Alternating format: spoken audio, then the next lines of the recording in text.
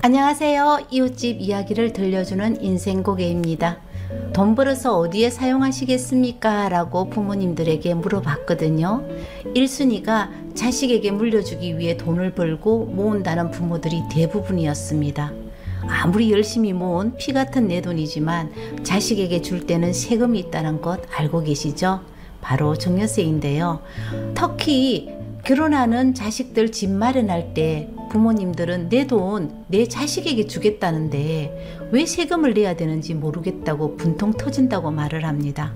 그리고 조금이라도 절세할 수 있는 방법이 없을까 하고 고민들 많이 하실 겁니다. 오늘 인생고개에서는 결혼자금 증여세 면제 한도 상향에 대해서 한번 알아보기로 하겠습니다. 최근 들어 결혼 앞둔 자식들 집 마련해 주기 위해서 부모님들이 많이 오시는데요. 신혼부부 결혼자금 증여세 공제 한도 확대가 되었다고 편안한 마음으로 오시는데 아직은 세제 개편 아니고요. 11월이나 12월 정도 확정 나면 2024년 1월 1일부터 적용이 됩니다. 대부분의 서민 청년들은 부모님한테 증여받을 돈 자체가 없다는 게 현실이고요. 강남의 아파트 한 채를 자식에게 사줄 부자에게는 증여세 1억에 10%, 1,000만 원은 코끼리 코에 비스켓입니다. 아들 장가 보낼 때 집은 마련해 줄 거야? 월급도 많은 직장에 다니니까 아들은 집 산다고 하재. 내 아들 얘기하면 속에서 불이 난다. 우리 보고 집 사달라고 하더라. 그래서 내가 쫓게 보태줄게. 이렇게 말을 하니까 돈이 하나도 없단다. 요즘 물가가 비싸서 월급 받아서 지 혼자 쓰기도 모자라는데 저축할 돈이 어디 있노? 이렇게 말을 하면서 오히려 큰 소리 치던데? 내가 자식을 잘못 키웠구나 생각했다. 신경질 나서 돈 없으면 월세 얻어서 결혼하든가 결혼하지 마라. 참 친구야, 얼마 전 뉴스 보니까 신혼부부 결혼자금으로 부모가 증여하면 증여세 없다고 하던데 맞나? 네 아들뿐만 아니라 부모의 도움 없이 신혼부부가 내 집을 마련하기가 현실적으로는 쉽지 않잖아. 정부의 의도는 워낙 요즘 젊은 사람들이 결혼도 안 하고 출산을 하지 않으니까 출산 장려 목적으로 증여세 공제 한도를 확대했는데 내 개인적인 생각으로는 별 큰 도움은 되지 않을 거라고 생각해. 세금 때문에 결혼 못하는 것도 아니고 결혼한다고 아이를 반드시 낳는 것도 아니잖아. 출산 장려보다는 부모가 자식들 결혼할 때 내 집 마련 자금을 증여세 걱정 없이 도움을 줄 수 있다는 점에서 훨씬 반기는 분위기더라. 그래서 어떻게 아들 결혼할 때 집 사준다고? 우리도 큰 돈은 이제 없다. 딸들 결혼할 때 전세금 보태주고 하니까 우리도 돈 없다. 목돈 자꾸 너처럼 생각 없이 주면 나중에 증여세 나올 건데? 그거 얼마 된다고 그런 거는 국세청에서 잘 못 잡는다고 하더라. 사람들은 현금을 조금씩 임출해서 자식들에게 주면 국세청이 바빠서 안 걸린다고 하는 사람들이 많은데 물론 현금에는 꼬리표가 없기 때문에 걸릴 수도 있고 안 걸릴 수도 있겠지. 그럼 걸리는 사람들은 대부분 어디에서 문제가 생겨서 걸리는 줄 아나? 부동산 매입할 때와 부모 돌아가시면 상속세 신고할 때 제일 많이 걸린다고 해. 걸리면 어째 되는데? 정상적인 세금 내는 금액에다 20% 추가금 내고 납부 지연했다고 가산세까지 내야 되지. 그리고 국세청은 금감원으로부터 10년 동안 금융 자료를 받아서 오픈해서 보는데 상속인들 통장까지 오픈해서 보기 때문에 여기에서 대부분 걸리지. 정수기도 옛날에 시어머님 돌아가시고 통장 탈탈 틀리고 국세청 조사 받았잖아. 시어머님에게 정수기 아들 4년 동안 등록금 받았는 거, 유학비, 남편 사업하다 진 빚 청산한다고 받았는 돈, 국세청에서는 증여로 추정하고 증여세를 내야 한다고 하더란다.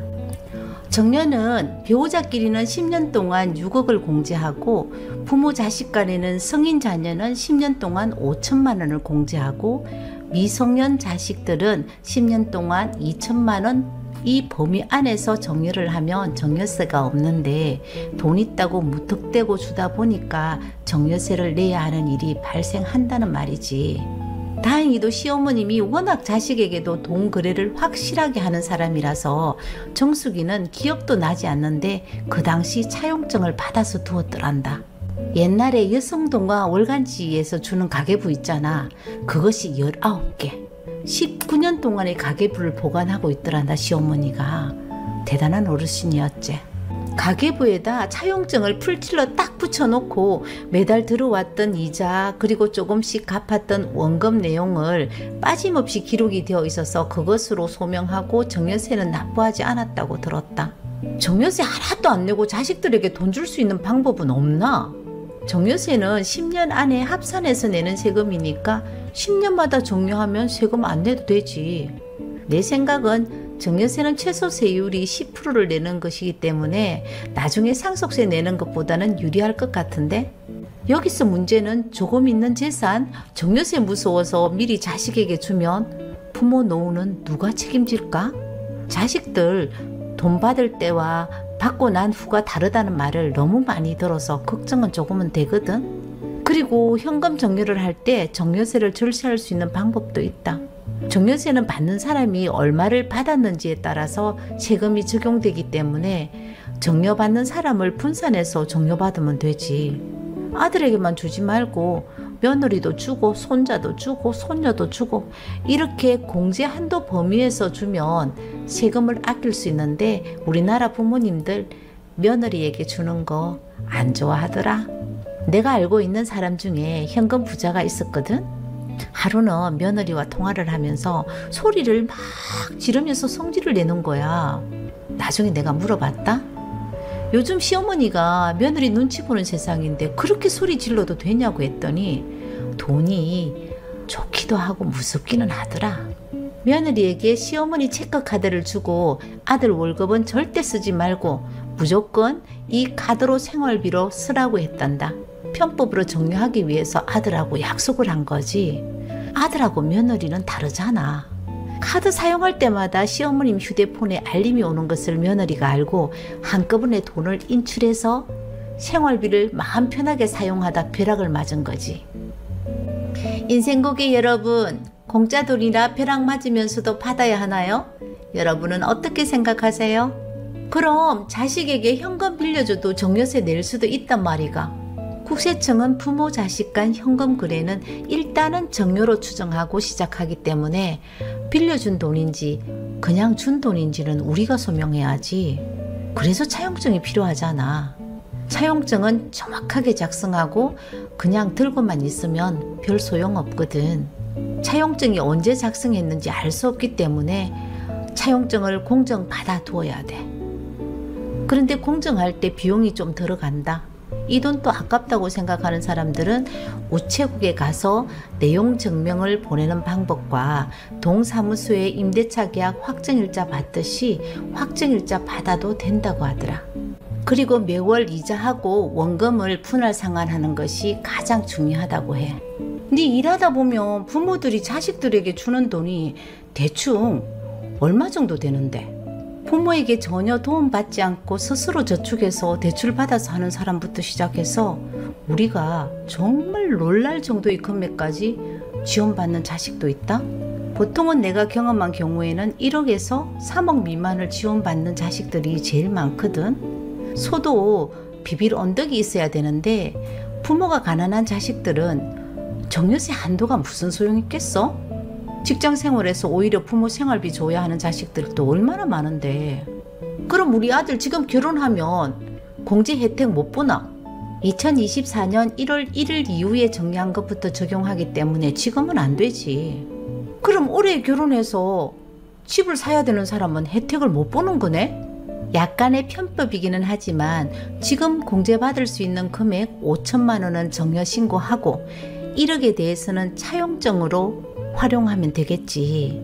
다시 말하지만 차용증은 정확하게 쓰고 내용 증명 보내서 완벽하게 준비해 두었다가 2024년 1월 1일 이후에 채무 면제 받으면 정여공제 1억 원 추가로 받을 수 있다고 하더라. 그럼 정여일은 언제부터 기준으로 하는데? 혼인신고일 각각 2년 전후로, 그러니까 총 4년 동안 혼인 정려 재산 공제 받을 수 있는 거야. 옛날에 정려 받는 것도 소급해주나? 소급 안 되지. 2024년 1월 1일 이후 정려 받은 것부터 가능하다고 말했잖아. 그리고 집이 매매가 안 돼서 아들에게 매매 형식으로 넘기고 싶다고 하는 부모들 정말 많은데, 부모하고 자식하고 부동산 매매 계약을 체결하거나 자식 빚 부모가 갚아줘도 정확한 자료로 소명 못할 경우에는 정려로 볼 수밖에 없잖아. 대충 매매 계약서 쓰고 넘기면 정려세 내야 한다는 얘기다. 사람 일을 모르잖아. 결혼한다고 정려를 받았는데 결혼을 못했는 경우에는 어떻게 해야 하는데? 부모에게 돌려줘야지. 혼인할 수 없는 정당한 사유가 발생한 달의 말일부터 3개월 이내에 정려한 사람에게 반환하면 처음부터 정려가 없던 것으로 본다. 그리고 결혼한다고 정려는 받았어. 하지만 결혼은 깨졌어. 그때는 정려받은 것을 3개월 이내에 돌려주지 않거나 3개월 이후에 반환할 경우에는 정려세에다가 가산세까지 발생할 수가 있다.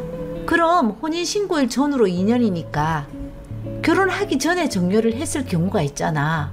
정려를 먼저 받고 결혼을 하지 않을 경우에는 어떻게?